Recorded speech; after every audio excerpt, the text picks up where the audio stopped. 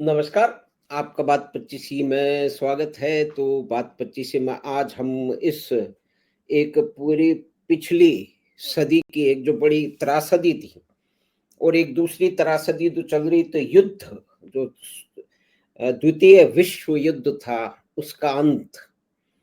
एक तरह से आज के दिन हुआ था, 80 साल उसको हो चुके हैं। एक बहुत ही दुर्घटना, बड़ी दुर्घटना, लेकिन युद्ध का अंत माना जाता है कि इसके बिना शायद युद्ध का अंत नहीं होता। और फिर एटम बम का परीक्षण भी आज से 80 साल पहले हुआ था। 6 अगस्त 1945 को हिरोशिमा में एक बम डाला गया जिसका नाम था लिटिल बॉय। और आज के दिन यानी कि 9 अगस्त 1945 को नागासाकी पे बम डाला गया। हिरोशिमा में 3 लाख लोग निवास कर रहे थे और नागासाकी में 2 लाख। तो ये एक बहुत ही जो है महत्वपूर्ण और त्रासदी की घटना है। किस तरह से वहाँ के लोग समाप्त हो गए, किस तरह से उनको जो इस विकिरण के कारण जो उनको लंबे-लंबे रोग हुए, बड़े लंबे समय तक, आनुवांशिक उसमें भी रोग भी आए। तो इस घटना की चर्चा करने के लिए हमारे साथ हैं जाने-माने पत्रकार, चिंतक और पेंटर श्री अशोक आत्रेय साहब, हमारे भाई साहब। तो उनसे इस बात को भाई साहब प्रणाम और आपका स्वागत है बात 25। नमस्कार श्रीमान। बात तो भाई 25 साहब के सभी लोगों को, मित्रों को नमस्कार। आपका स्वागत है भाई साहब।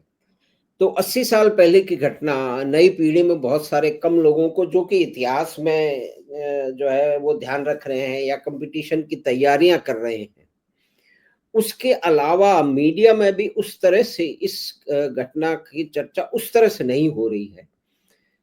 तो आपको तो अच्छी तरह से बहुत सारी चीजें ध्यान होंगी इसकी।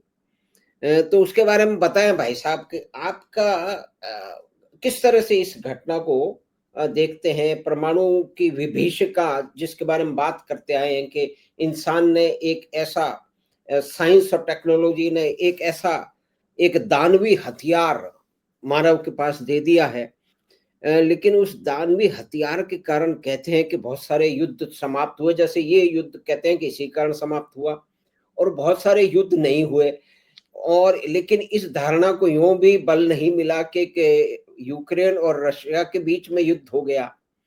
परमाणु जो है वो बम रशिया के पास है, यूक्रेन ने अपने बम दे दिए। तो इस पे आप जरा भाई साहब प्रकाश डालें कि ये कैसे घटना हुई, आपको क्या याद पड़ता है, आप इसको कैसे नई पीढ़ी में कोई आपसे पूछे कि अंकल ये क्या था, तो आप क्या बताएंगे उसे। आपका स्वागत है भाई साहब बात 25 में।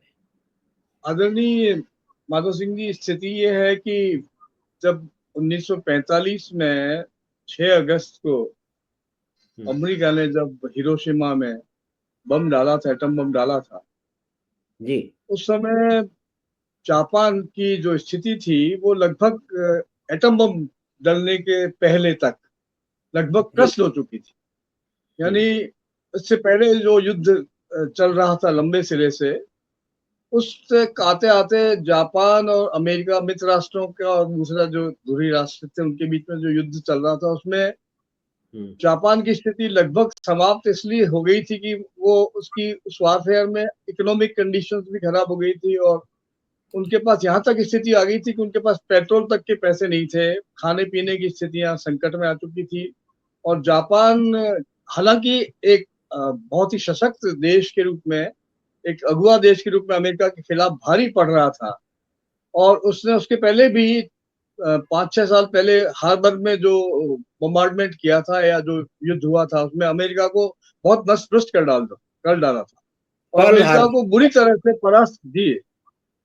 परास्त कर दिया।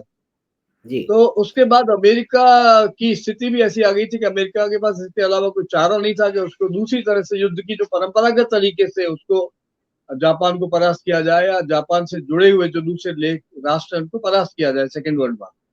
तो इस बीच में आणविक युद्ध की एक नई स्ट्रेटेजी पर काम हुआ और अणु बम के निर्माण की प्रक्रिया अमेरिका ने शुरू की, जिसका फाइनल जो रिजल्ट निकला और अल्टीमेट जिसका प्रहारक क्षमता जिसकी अमेरिका ने जापान के खिलाफ युद्ध की, ताकि हमेशा हमेशा के लिए युद्ध की स्थितियां समाप्त हो गई। और इस संहारक प्रहार से जो अमेरिका ने 45 में सबसे पहले 6 अगस्त को किया, उसमें हिरोशिमा की जो 3 लाख की पॉपुलेशन थी, उसमें से 60% पॉपुलेशन लगभग खत्म हो गई। यानी वो नष्ट, पॉपुलेशन क्या, शहर नष्ट हो गया। और चारों तरफ जो है उस दिन इतना भयंकर गुबार पड़ा कि जैसा लगा कि सूरज जो है पृथ्वी पर आकर के खड़ा हो गया, सूरज उदित हो गया। यानी जब बम्बार्डमेंट हुआ या बम गिराया गया अमेरिका से, जब हवाई जहाज आए, तो सबसे पहले तो जापानियों ने इस बात की कल्पना ही नहीं की थी कि इस तरह के हवाई जहाज एटम बम लेकर के आएंगे। वो सोच रहे थे कि सामान्य हवाई जहाज है जो चला जाएगा। तो पहला हवाई जहाज जब एंटर हुआ हिरोशिमा की सीमा में, तो लोगों ने इसको बहुत सीरियसली नहीं लिया और वो चला गया। और वो जो हवाई जहाज आया था, वो मौसम की जानकारी लेने के लिए आया था कि उस समय मौसम कुछ खराब था, और उसकी पूरी जानकारी लेकर के वापस जब हवाई जहाज चला गया, तो उसके जो पायलट थे उन्होंने इन्फॉर्मेशन दी कि now everything is okay, clean and you can go ahead. तो उसके बाद दूसरा हवाई जहाज एंटर हुआ जो कि एटम बम लेके आया था, और वो कितने किलो का, कितना हैवी था, उसकी जो वेट थी बहुत हैवी थी। और उसके बाद उसको केवल 45 सेकंड या 20 सेकंड में वो उसको गिरा करके हवाई जहाज जब गया, तो इवन पायलट ने भी इस बात को रिपोर्ट किया कि जैसे सूरज का गोला पूरा का पूरा विस्फोट करके और वापस आकाश की ओर लौट रहा है, और वो असहनीय था। और उसने उसका what I have done it, the pilot का जो रिएक्शन था, उसने कहा what I have done it. और उसके बाद जो स्थिति पैदा हो गई, वो चारों तरफ त्रासदी की स्थिति पैदा हो गई, और लाखों लोगों की जान, हजारों लोग मर गए, और पूरा का पूरा शहर नष्ट हो गया। यानी देखने के लिए उसके बाद हिरोशिमा में कुछ भी नहीं बचा। और उसके 20 मिनट पहले या 40 मिनट पहले शहर अच्छा खासी स्थिति में खाना पीना कर रहा था, लोग घूम रहे थे, फिर रहे थे, बच्चों को स्कूल ले जा रहे थे, माएँ अपने बच्चों को सोच संवार करके उनको ले जा रही थी। सब कुछ बहुत नॉर्मल तरीके से सब खा पी रहे थे, शहर में कोई किसी प्रकार की प्रॉब्लम नहीं थी। पर इस एटम बम के बाद में लगभग जापान मृत प्राय हो गया, यानी लगभग मरणासन हालत में हो गया। और उसके बाद जापान की शक्ति विहीन हो गया। किंतु उसके बाद तीसरे दिन फिर हिरोशिमा के बाद दोबारा उन्होंने एक नया दूसरा एटम बम नागासाकी में भी डाला, और उसका भी भयंकर डैमेज जो है वो हिरोशिमा के बाद नागासाकी पर हुआ। और उसके बाद सेकेंड वर्ल्ड वार ने सांस लेनी बंद कर दी, और उसके बाद मेरे ख्याल में सेकेंड वर्ल्ड वार का अंत हो गया। यानी एटम बम ने उस युद्ध को जो आगे एस्केलेट हो सकता था, या राजनीति बदल सकता था, या अमेरिका की, जर्मनी की और दूसरी कंट्रीज की स्थितियां जो है वो बदल सकती थी, वो इस एटम बम ने हमेशा के लिए एक स्टॉपेज लगा दिया। यानी उसका एटम बम पर एक अंतिम उसका कहना चाहिए कि समाप्त कर दिया वारफेयर। तो that was the end of the warfare bye atomic power, unfortunate end of the warfare, क्योंकि जो इसमें लाखों करोड़ों लोगों की जान हानि हुई, करोड़ों अरबों रुपए की शहर नष्ट हो गए, सारे के सारे सभ्यता की जो सारी चिन्ह से नष्ट हो गए, शांति की कोई किसी प्रकार की संभावनाएं थी वो नष्ट हो गई।